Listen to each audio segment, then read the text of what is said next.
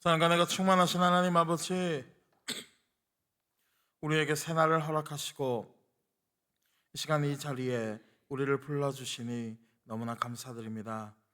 하나님, 이 시간 이 자리에 우리와 함께 하시고 우리의 모든 마음이 오직 하나님을 향할 수 있도록 하나님께서 우리의 시선을 붙잡아 주시옵소서. 또한 이 시간 하나님께서 우리의 모든 기도를 듣고 계시리라 믿사오니 오직 그 믿음 가지고 나아갈 수 있도록 우리의 마음을 또한 인도하여 주시옵소서. 이 모든 말씀 믿사오며 우리를 구원하신 예수님 이름으로 간절히 기도드립니다. 아멘. 오늘 우리가 함께 나눌 하나님의 말씀은 에스더 3장 7절에서 15절까지의 말씀입니다. 에스더 3장 7절에서 15절까지의 말씀입니다.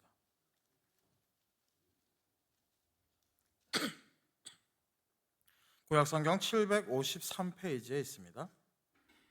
에스더 3장 7절에서 15절까지의 말씀, 제가 한 절, 여러분이 한 절, 마지막 15절은 함께 봉독하겠습니다.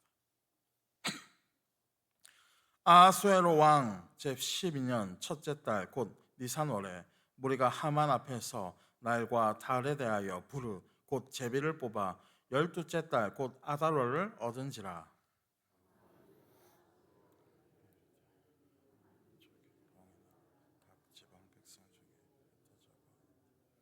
그 법률이 만민의 것과 법률을 지키지 아니하고 용납하는 것이 왕이 옳게 여기시거든 조서를 내려 그들을 진멸하소서. 내가 은 1만 달란트를 왕의 일을 맡은 자의 손에 맡겨 왕의 금고에 드리리다 하니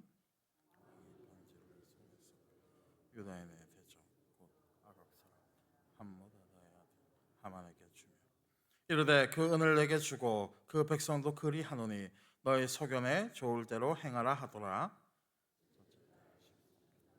왕의 서기관이 소집되 하만의 명령을 따라 왕이 되신 각 지방에 관리와 각 민족에 관하는 아수르 왕의 이름으로 조서를 쓰되 왕의 편지로 이에 그 조서를 역졸에게 맡겨 왕의 각 지방에 보내니 12째 달 곧 아달월 13일 하루 동안에 모든 유다인을 젊은이, 늙은이, 어린이, 여인들을 막론하고 죽이고 도륙하고 진멸하고 또 그 재산을 탈취하라 하였고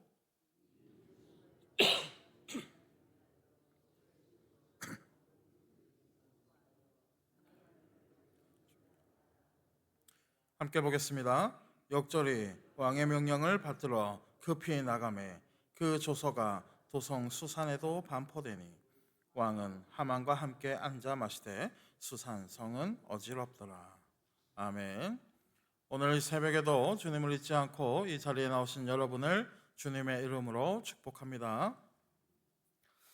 우리는 하나님을 신실하게 믿으며 살아가는 사람들이지만 연약한 인간이기에 가끔은 하나님의 임재와 하나님의 손길이 느껴지지 않을 때가 있습니다. 앞길이 막막하고 나아갈 방향을 잃어버린 채 방황할 때가 있다는 것입니다. 그리고 그러한 어려움에 처하게 되면 우리는 하나님께서 과연 나를 바라보고 계신가? 라는 생각을 하며 믿음이 또 연약해지고 흔들리기도 하는 것입니다. 하지만 하나님의 일하심은 어떻습니까? 우리가 살펴보고 있는 이 에스더의 말씀에는 하나님의 이름이 단 한 번도 등장하지 않는다라고 말씀을 드렸습니다. 하지만 하나님의 손길은 어떻습니까?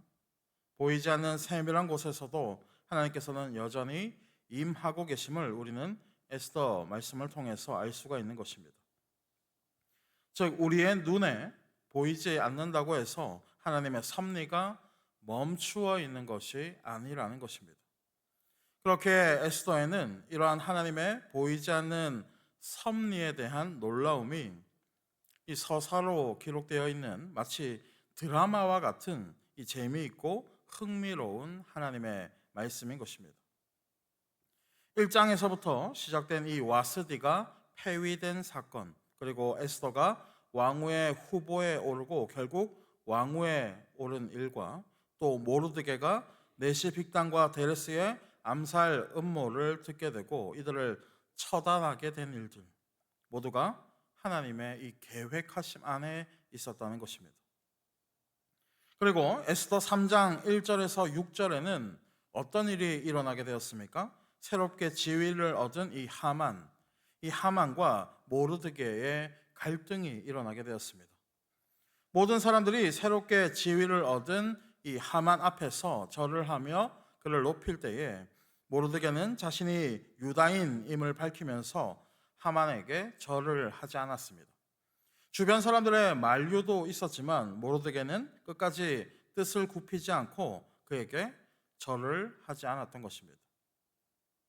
그러자 하만은 어떻게 되었습니까? 하만은 분노하게 되었고 모르드게를 비롯한 모든 유다인들을 죽이겠다라고 선포를 하면서 오늘의 본문으로 이어지고 있는 것입니다. 하만은 자신의 무리들과 함께 어떤 날에 이들을 진멸하면 좋을지 흙으로 만든 이 부르라는 주사위를 던져서 날짜를 제비 뽑게 되었습니다. 그리고는 이들이 정하게 된 날짜가 언제입니까? 아달월, 즉 유대의 날짜로는 12번째의 달이 뽑히게 되었던 것입니다. 자, 그런데 흥미로운 사실은 무엇입니까? 이들이 주사위를 던져서 제비를 뽑은 날짜는 바로 니산월, 즉 첫째 달이라는 것입니다. 그러니까 이 시간적인 간격으로 보면 어떻습니까? 니산월과 아달월은 이 11번의 이 간격이 있는 것입니다. 다시 말해 제비를 뽑은 것은 이들의 의지와 자신들의 계획으로 뽑게 되었지만 그 결과는 누구의 손에 달려 있는 것입니까? 보이지 않는 이 하나님의 손에 달려 있는 것입니다. 에스더서 나중에도 나오겠지만 하나님께서는 이 모르드게와 에스더가 충분한 시간을 벌 수 있도록 친히 역사하시며 계획을 세워나가셨습니다. 자, 어찌됐든 하만은 아수에로 왕에게 나아가서 유다인의 이 멸족에 대한 뜻을 전하게 되었습니다. 그런데 8절에 보니까 뭐라고 말씀하고 있습니까? 8절 하만이 아수에로 왕에게 아뢰되 한 민족이 왕의 나라 각 지방 백성 중에 흩어져 거하는데 그 법률이 만민의 것과 달라서 왕의 법률을 지키지 아니하오니 용납하는 것이 왕에게 무익하니이다. 이 구절을 통해서 우리는 이 하만이라는 사람이 얼마나 큰 분노와 치밀한 계획을 가지고 있는지 잘 알 수가 있는 것입니다. 먼저 하만은 왕에게 뭐라고 말을 하고 있습니까? 유다 민족이 그러합니다 라고 말을 하지 않고 어떠한 민족이라고 말을 하였습니다. 그러니까 먼저 이름을 언급하지 않고 불의함, 그들의 잘못됨을 먼저 고한 뒤에 왕으로 하여금 분노를 먼저 일으키기 위한 말장난을 하고 있는 것입니다. 여러분, 우리도 그렇지 않습니까? 먼저 나쁜 것에 대해서 왕창 이야기를 한 뒤에 이 모든 것이 이 사람 때문이다 라고 하는 이 전개 방식으로 말을 하게 된다면 듣는 이는 더욱 분노하게 되는 것입니다. 자, 8절과 9절을 다시 한번 볼까요? 8절 하만이 아하수에로 왕에게 아뢰되 한 민족이 왕의 나라 각 지방 백성 중에서 흩어져 거하는데 그 법률이 만민의 것과 달라서 왕의 법률을 지키지 아니하오니 용납하는 것이 왕에게 무익하니이다. 9절 왕이 옳게 여기시거든 조서를 내려 그들을 진멸하소서. 내가 은 1만 달란트를 왕의 일을 맡은 자의 손에 맡겨 왕의 금고에 드리리이다 하니. 하만은 어떤 민족이 있는데 왕의 법을 따르지도 않고 왕에게 무익하기만 하니 조서만 내려주신다면 자신이 왕을 대신해서 처리하겠다, 즉 진멸하겠다라고 말을 하였습니다. 그러면서 하만은 1만 달란트를 어디에 드린다고 합니까? 왕의 금고에 드리겠다라며 서원까지 하게 된 것입니다. 여러분, 1만 달란트가 얼마나 되는 규모입니까? 1만 달란트는 웬만한 한 나라의 1년치 식량을 살 수 있을 정도로 어마어마한 돈이 되는 것입니다.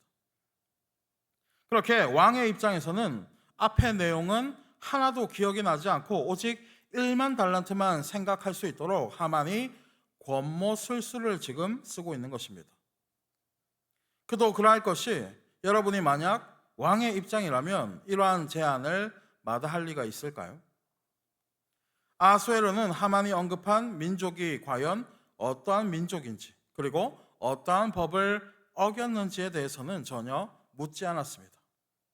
마치 와스디 왕후를 폐위할 때와 같이 이 섣부른 판단으로 자신의 반지, 곧 조서의 도장을 그에게 넘겨주게 되었던 것입니다. 그러자 하만은 더 이상 지체하지 않았습니다. 바로 그 달에 서기관들을 소집하고 왕의 이름으로 조서를 만들어서 각 지방의 문자와 각 민족의 언어로 반포하고자 보내게 되었던 것입니다. 그리고 이러한 모든 것을 지켜보고 있던 하만은 자신의 모든 계략이 성공했다라고 생각하며 어떠한 모습을 보이게 되었습니까? 오늘 본문 15절 하반절에 보니까 왕과 함께 앉아서 먹고 마시고 있는 것을 우리가 볼 수 있는 것입니다. 하만은 이러한 모든 과정 가운데 자신이 승리했다라고 생각했을 것입니다. 그리고 자신이 모든 것을 통제할 수 있을 것이라고 또한 생각했던 것입니다. 하지만 진짜로 모든 것을 통제할 수 있을까요? 우리가 또 다음 시간에도 나누어 보겠지만 아무리 인간의 생각과 아무리 인간의 영특함으로 계획을 세운다 할지라도 하나님의 뜻 앞에서는 모든 것이 무효가 되는 것입니다. 하만은 왕의 앞에서 얕은 말솜씨로 왕을 기만하고 또 많은 재물로 왕의 눈을 가리게 되었지만 하나님의 역사하시는 손을 막을 수는 없는 것입니다. 마찬가지입니다. 우리는 삶을 살아가며 마치 천하를 다 가진 것처럼 그렇게 살아가는 사람들을 볼 때가 있는 것입니다. 그리고 실제로 그들이 승승장구하며 모든 복을 가진 것처럼 그렇게 살아가는 모습을 보며 하나님이 진정으로 살아계신가라는 이 허약한 믿음의 말을 우리가 할 때도 있는 것입니다. 하지만 분명한 것은 무엇입니까? 우리가 늘 외치는 말처럼 모든 것은 역전되어지는 것입니다. 무엇으로 역전되는 것입니까? 모든 것은 하나님의 뜻대로 역전되어지는 것입니다. 예수님을 십자가에 못 박았을 때 바리새인들은 자신들의 승리라고 생각했을 것입니다. 하지만 모든 결과는 어떻게 되었습니까? 예수님의 부활로 말미암아 모든 것이 역전되었던 것입니다.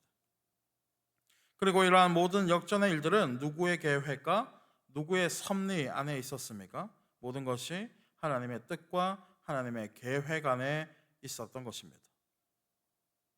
그렇게 우리는 에스더의 말씀에 하나님이라는 단어가 등장하지는 않지만 하나님께서 역사하시는 이러한 모습을 보며 우리의 삶에서도 동일하게 역사하시는 하나님의 손을 우리의 영적인 눈으로 발견할 수 있어야 하는 것입니다. 사랑하는 성도 여러분, 우리는 연약하기에 의심이 들어올 때가 있습니다. 하지만 우리는 그러한 의심 가운데 꼭 기억해야 하는 것입니다. 무엇을 기억합니까? 하나님의 역사는 그 누구도 막을 수가 없는 것입니다. 하나님께서는 자신의 백성을 늘 지키시며 보호하시고 하나님의 뜻으로 이끌어 가시는 것입니다. 시편 121편 4절에서 6절, 이스라엘을 지키시는 이는 졸지도 아니하시고 주무시지도 아니하시리로다. 여호와는 너를 지키시는 이시라. 여호와께서 내 오른쪽에서 내 그늘이 되시나니 낮에 해가 너를 상하게 하지 아니하며 밤에 달도 너를 해치지 아니하리로다. 요한복음 10장 28절, 내가 그들에게 영생을 주노니 영원히 멸망하지 아니할 것이요 또 그들을 내 손에서 빼앗을 자가 없느니라. 하나님의 약속은 영원히 변하지 않는 약속입니다. 그렇게 우리는 이러한 하나님의 약속을 의지하며 담대히 나아갈 수 있는 것입니다. 사랑하는 성도 여러분, 혹여나 어려운 상황과 또 어려운 환경에 있다면 하나님 앞에 간절히 기도하시기 바랍니다. 우리가 하나님 앞에 기도하면 하나님께서는 우리의 기도를 들으시고 하나님의 백성들에게 친히 응답해 주실 것입니다. 부디 오늘의 말씀을 꼭 기억하셔서 하나님의 손을 붙드시고 하나님의 뜻을 신뢰하며 나아가시는 사랑하는 저와 여러분이 되시기를 이 시간 주님의 이름으로 간절히 축원합니다. 기도하겠습니다.